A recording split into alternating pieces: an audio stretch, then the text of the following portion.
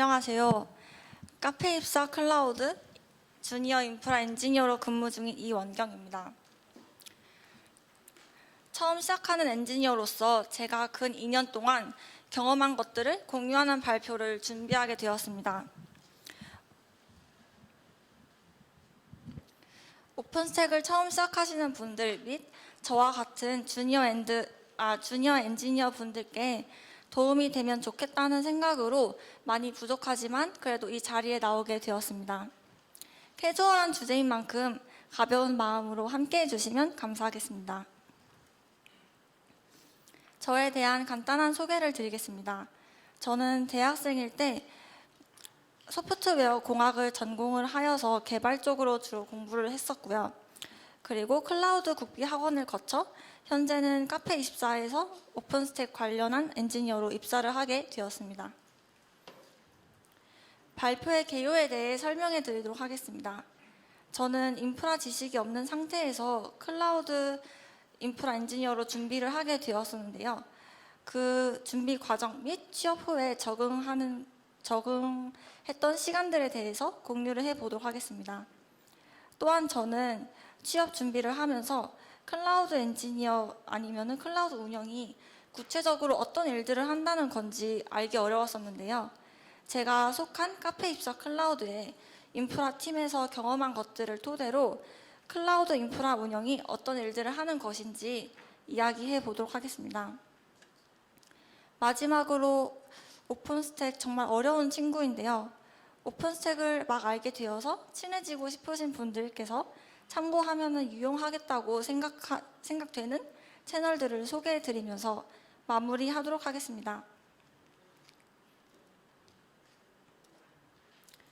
저는 대학생일 때 주로 웹 개발, 앱 개발 등을 공부를 하면서 인프라에 대한 지식이 거의 없고 특히 네트워크에 대해서도 모르는 상태였는데요. 우연히 학교 선배가 클라우드 국비 교육을 듣는다는 말을 해주었습니다. 그래서 획기 커리큘럼을 보게 되었었는데 뭔가 엔지니어라는 그 타이틀 자체가 좀 멋있어 보이기도 했었고, 그리고 제가 리눅스 과목을 수강을 하면서 쉘 스크립트를 짜는 과제를 재밌게 했었다는 그 경험만으로도 한번 등록을 해볼까 라는 생각을 했었던 것 같아요. 그래서 어떻게 보면 무모하게 교육 과정에 등록을 했었고, 비록 원래부터 클라우드에 관심이 있었던 것은 아니었지만 관심이 있었고 준비를 차근차근 해왔던 것은 아니었지만 그래도 일단 시작을 했으니 제대로 해보자는 결심을 했었던 것 같습니다. 학원에서 저는 4개월 동안 리눅스, 네트워크, 도커, 쿠버네티스, 오픈스택 같은 다양한 기술들을 공부를 했었는데요.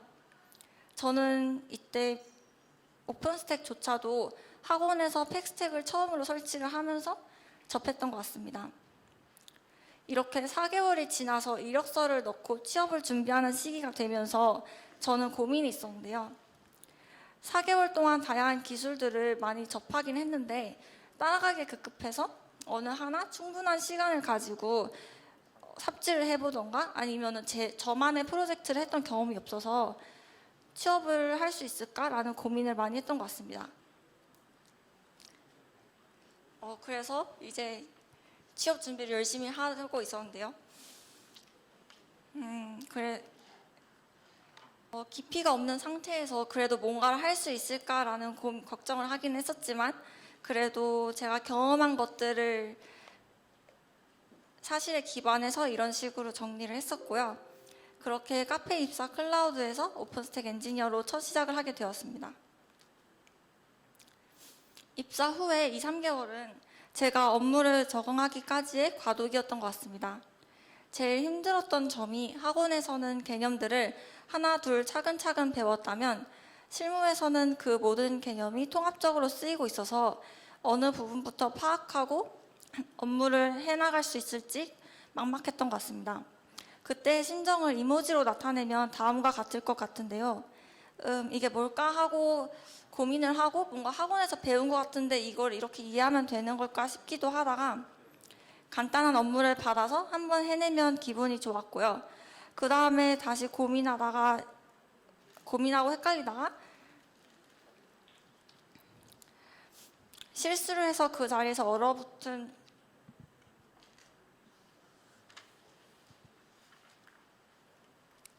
경험이 있기도 했었고요. 그리고 다시 고민하고 헷갈리고 연속이었던 것 같습니다. 저는 이런 상황에서 빨리 벗어나고 적응을 하고 싶어서 입사 후에 한 2, 3개월 동안은 업무 일지를 작성을 했었는데요. 그날 배우고 느낀 점들을 정리를 한번 해봤었고, 당시에는 기술적인 내용은 100% 이해를 하지 못했더라도 일단 적어서 놨던 것 같습니다. 이날은 저희 팀에서 셉 업그레이드가 있었던 날이고, 제가 처음으로 그래프 하나 모니터링을 해봐서 뭔가 뿌듯했다 이런 식으로 적어놓기도 했었네요. 이런 방법들이 꼭 필요하거나 아니면 모범적인 건 아니지만 그래도 제가 발표를 준비하면서 우연히 이걸 다시 보게 되었는데 저 자신한테 도움이 되고 의미 있는 기록이 된 것 같아서 신입으로 시작하시는 분들이 계시다면 이렇게 자신의 기록을 남기는 것도 나중의 자신한테 도움이 되지 않을까라는 생각에 공유를 드립니다. 그리고 이때 제가 느꼈던 것 중에 하나는 테스트를 해보는 것의 중요성이었는데요. 제가 HA 프록시의 동작 방식에 대해서 리서치하는 게 저의 맨 처음 과제였는데 제가 이때는 뭔가 테스트를 하고 제 손으로 직접 검증하는 것에 대해서 익숙하지가 않아서 인터넷에서 HA 프록시의 종류와 그리고 방법, 동작 방식을 열심히 리서치를 해서 이게 이런 식으로 동작을 하는 거라고 합니다 라고 말씀을 드렸는데 그때 저희 팀원분들께서 주신 피드백은 그래서 이것을 직접 테스트를 해보고 검증을 해봤냐는 것이었어요. 그리고 실제로도 이렇게 이론적으로 얻은 거는 제가 직접 설명을 하지 못하겠더라고요. 그래서 인터넷에 있는 내용이 맞을 수도 있고 틀릴 수도 있고 그리고 맞더라도 제 환경에서는 그대로 동작을 하라는 법이 없기 때문에 테스트하는 것의 중요성을 점차 익혀나가게 된 것 같습니다. 제가 실무를 경험하면서 느낀 점은 클라우드 분야에서는 클라우드 오픈스택 엔지니어는 오픈스택을 단지 CLI로 다루는 데 그치지 않고 배포부터 운영, 증설까지 수행할 수 있어야 되기 때문에 다루는 기술 스펙이 매우 넓다는 것이었습니다. 제가 초기에 팀원분들로부터 들었던 진심 어린 조언들 중에 하나가 제가 신입으로서 클라우드 운영 업무를 하게 되면서 다양한 기술과 오픈소스를 접하게 되니 커리어적으로 분명히 좋은 부분이 있을 수 있겠지만 이를 뒤집어 보자면 인프라의 기반이 되는 리눅스나 네트워크에 취약해질 위험이 있는 포지션이라는 것이었습니다. 저 또한 주니어 시절에 이런 기반 지식을 최대한 많이 접하고 경험해 봐야겠다는 생각을 해서 리눅스 마스터나 아니면 RHCSA 같은 자격증을 공부를 하고 따면서 차근차근 익혀나가고자 노력을 했던 것 같고요. 또한 블로그를 새롭게 개설을 해서 대단하고 어려운 내용은 하지 못하고 있지만 그래도 공부한 내용을 소소하게 기록용으로 작성을 하고 있습니다. 그리고 작년에는 쿠버네티스 한국 커뮤니티에서 진행을 하신 원오원 스터디에 참여를 하기도 했었습니다. 이렇게 2년을 보내게 되었고 왼쪽 사진에 있는 것처럼 너무나도 많은 기술과 오픈 소스를 접하게 되지만 그래도 조급해하지 말고 마치 계단을 올라가듯이 꾸준하게 하나 둘씩 공부해 가자는 다짐을 하고 있습니다. 하지만 문제라면 이 계단이 도대체 언제 끝날지 모르겠다는 것이죠. 제 생각에는 평생 안 끝날 것 같습니다. 클라우드 인프라 엔지니어가 이제는 어떤 일들을 하는지 저희 팀에서 제가 경험한 것들을 예시로 말씀을 드리도록 하겠습니다. 먼저 클라우드 인프라 유지 보수 및 장애 처리를 합니다. 예를 들어서 오픈스택이 동작하는 물리 서버의 리소스 사용률이 높아져서 증설이 필요하다고 판단이 되면 증설 작업을 진행하기도 하고요. 그리고 가상 서버를 사용자분들이 만드실 때 그것의 게스트 OS 이미지를 빌드하고 검증 과정을 거친 후에 제공을 하기도 합니다. 이러한 유지 보수 외에도 인프라단에 이슈가 있으면 조치를 취하기도 하는데요. 저는 긴급 상황에서 처음에 할 수 있는 일이 많이 없었지만 그래도 팀원분들께서 업무를 처리하시는 모습을 보면서 간접적으로 많이 익히게 된 것 같습니다. 그 중에서도 가장 기억에 남는 건 신규 가입한 고객의 테넌트 네트워크가 오픈스택에서 생성이 안 되었던 이슈인데요. 해당 원인은 뉴트론에서 테넌트 네트워크로 사용할 VXLAN에 VNI ID 범위를 지정하는 옵션이 있는데 오픈스택에서 생성된 네트워크가 이 범위에 이미 도달을 하여서 더 이상의 테넌트 네트워크를 생성을 하지 못했던 것입니다. 팀원분들은 이 VNI 레인지스의 수치를 올리고 그리고 재시작할 서비스를 추리기 위해서 뉴트론과 관련된 서비스들 중에 플러그인.conf를 참조하는 서비스를 한번 확인을 다 해보셨었던 것 같은데요. 그래서 결과적으로는 뉴트론 서버 서비스를 재시작하여서 적용을 하셨습니다. 저는 오픈스택을 유지보수를 하고 그리고 설치를 해보기도 하면서 설정 파일의 모든 지시자를 하나하나 다 완벽하게 이해하고 그 지시자들의 동작 방식을 예상하면서 설정하는 게 매우 어렵다고 느꼈습니다. 그래서 운영 중인 오픈스택에 필요한 설정을 못하거나 아니면 이런 식으로 나중에 수정을 해야 한다면 어떤 기준으로 재시작할 서비스를 정하고 그리고 운영에 영향도 없이 적용할 수 있을지를 몰랐었는데요. 이런 식으로 팀원분들께서 하시는 업무를 보면서 이런 케이스에는 이런 식으로 작업을 할 수 있구나를 알게 되었던 것 같습니다. 또한 인프라 모니터링 및 모니터링 시스템을 고도화하기도 합니다. 저는 일을 하면서 이슈를 미연에 방지하는 필수적인 방법 중에 하나가 모니터링이라는 생각이 들었는데요. 사진과 같은 그래프나 대시보드로 호스트 서버의 리소스가 충분한지 그리고 각 오픈스택 에이전트의 상태가 정상인지 비정상적인 트래픽이 발생을 해서 다른 고객들에게 영향을 주는 인스턴스가 있는지 등을 모니터링하고 확인을 합니다. 하지만 24시간 항상 대시보드를 볼 수 없기 때문에 저희 팀에서는 세부적인 알람을 설정을 하여서 인프라를 다방면에서 모니터링하고 있습니다. 알람이 발생하면 대시보드를 통해 상황을 분석하고 이슈가 더 크게 아니면은 그 후에 발생하기 전에 빠르게 조치하는 작업을 하고 있습니다. 그 외에도 고객 이슈가 발생하면 오픈스택 단위 확인을 거쳐서 관련 부서에 전달을 해드리기도 하고요. 그리고 신규 서비스를 출시 예정일 경우 그 기반이 되는 인프라를 리서치하고 구축하기도 합니다. 이렇게 인프라팀은 다양한 업무를 하고 있지만 제 생각에 이 모든 업무에 대한 최종적인 목표는 고객이 자신의 서비스를 안정적으로 운영할 수 있도록 하는 것이라고 생각을 합니다. 그 목표를 위해서 기존 인프라를 유지보수를 하고 장애 처리를 하며 모니터링하게 되는 것 같습니다. 이번에는 제가 주니어로서 클라우드 인프라 운영팀에서 경험한 업무들을 간략하게 말씀드리고자 합니다. 저는 처음에 오픈스택을 많이 경험하지 못한 상태로 시작을 하게 되었었는데요. 그렇지만 구축된 상태의 오픈스택 환경을 유지보수하면서 부분적으로 점차 알아가게 된 것 같습니다. 그 중에서 개발 서버군의 컨트롤러 노드가 하드웨어 장애로 인해 장비 교체가 되면서 초기화된 적이 있었는데요. 해당 컨트롤러 노드를 수동 설치로 재구축을 하면서 다른 2개의 더 있는 컨트롤러 노드와 함께 정상적으로 동작할 수 있도록 하는 업무를 해보기도 했었습니다.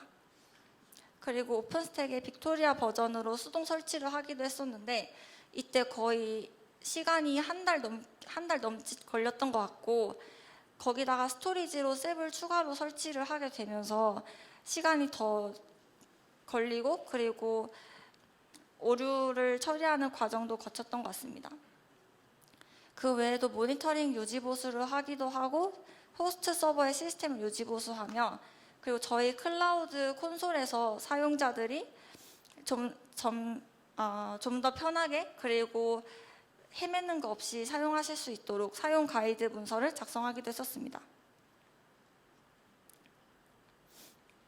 2년 동안 차근차근 하나 둘씩 하면서 저는 제가 새로운 업무를 처리를 할 때 접근하는 방식을 조금씩 성립을 해나가고자 노력을 했었는데요. 제게 지금도 어려워서 노력하고 있는 부분이지만 이러한 점들을 생각하면서 업무를 하니 도움이 되었던 것 같아서 조심스럽게 말씀을 드려보려고 합니다. 첫 번째 단계는 제가 하려는 업무가 무엇인지 이해를 하는 것이었는데요. 제가 이 일을 왜 하는지, 그리고 팀에서 진행 중인 이슈의 어떤 부분을 해결하기 위해서 하는 것인지 등을 이해하고 시작해야 제가 해야 할 일이 스스로 명확해지는 것 같았습니다. 그러기 위해서 팀 내 문서를 먼저 한 번씩 보면서 그 히스토리를 이해하는 것이 도움이 되었었고요. 그래도 약간 애매모호하거나 궁금한 점이 있다면 팀원분들과 직접적으로 논의를 하는 것이 도움이 되었습니다. 그리고 이제 해야 할 일이 명확해지면 그것을 해결하기 위한 방안을 리서치를 했는데요. 제 생각에 공식 문서를 우선시하여 보고 그것으로 해결 방안을 찾기 어려울 경우에는 벤더에서 제공하는 블로그나 기술 문서를 참고를 했던 것 같습니다. 그리고 죄송합니다. 그 외에 블로그 등을 보고 비슷한 이슈에 대한 해결 방안을 참고할 수는 있지만 그 설정이나 옵션을 공식 문서와 그 동일한 버전의 문서에서 찾아서 신뢰할 수 있는 근거를 마련하는 것이 좋다고 생각합니다. 그 다음에 문서에서 찾은 설정은 테스트를 통해서 동작을 검증을 합니다. 테스트를 할 때는 개발 서버 같이 실 서비스에 영향도가 없는 서버에서 진행을 하고 기능 검증을 진행을 했습니다. 테스트 시에 문제가 없으면 운영 서버에 적용을 하는데 처음부터 모든 서버에 설정을 하지 말고 단계적으로 적용을 해야 한다고 익혔습니다. 만에 하나라도 이슈가 발생할 가능성을 엄두에 두어 일부 서버에만 먼저 반영을 하고 일정 시간 유지하면서 영향도를 확인합니다. 이때 이슈가 없으면 나머지 서버에도 배포를 하는데 다수의 서버에 적용을 할 경우 자동화 툴을 사용을 하면 장점이 있습니다. 코드로 인프라를 관리하기 위한 흔히는 IAC라고 부르는 툴을 사용하면 매니지먼트 서버에서 작성한 스크립트로 다수의 원격 서버의 변경 사항을 일관성 있게 적용을 할 수 있습니다. 만약에 컴퓨터 서버를 한 30대, 100대를 운영 중이라면 각각의 서버에 들어가 수동으로 작업을 하는 것이 아니기 때문에 작업의 효율성을 높일 수 있고, 그리고 수동 작업을 할 경우에는 어느 서버에는 A로 설정하고 어느 서버에는 B로 설정하는 등의 휴먼 에러를 방지할 수 있어서 유용합니다.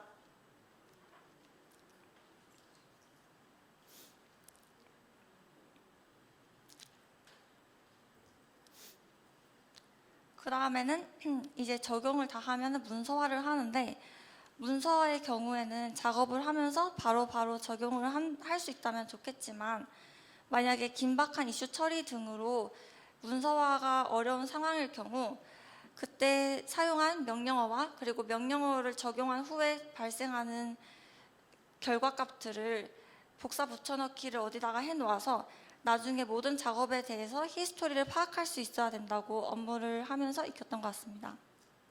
하지만 이런 방법들은 제가 부족해서 지금도 노력하고 있는 부분이며 쉽지 않다고 느껴집니다. 제가 오픈스택을 처음 접한 것은 학원이었는데요. 이때 공식 문서에 처음 들어가 보면서 뭔가 오픈스택을 해볼까라고 생각했을 때 정말 쉽지 않았습니다. 이러한 복잡한 아키텍처를 마주하게 되는데 정말 복잡하고 저는 지금도 알아가고 있는 중인 것 같습니다. 게다가 오픈스택이 내뱉은 에러에 몇 번 맞다 보면 진입 장벽이 더욱 높다고 느껴지는데요. 다행인 점은 이런 어려움을 겪어가면서도 오픈스택을 다루는 분들이 많이 계셔서 혼자가 아니라는 점입니다. 제가 취업 전에 알았다면, 그리고 좀 더 빨리 알았다면 좋았을 걸 했던 점들을 말씀드리도록 하겠습니다. 먼저 오픈스택이 아무래도 가상화 개념을 기반으로 클라우드를 클라우드 환경을 구축하는 오픈소스인 만큼 클라우드와 가상화의 개념을 이해하고 시작하는 것이 도움이 되었던 것 같습니다. 그리고 처음 시작하시는 분들께 오픈스택 수동 설치는 하드웨어, 리소스 등의 이유로 진입 장벽이 높을 수 있으니 팩스택, 데브스택 등을 먼저 설치해 보는 것도 좋은 방법일 것 같습니다.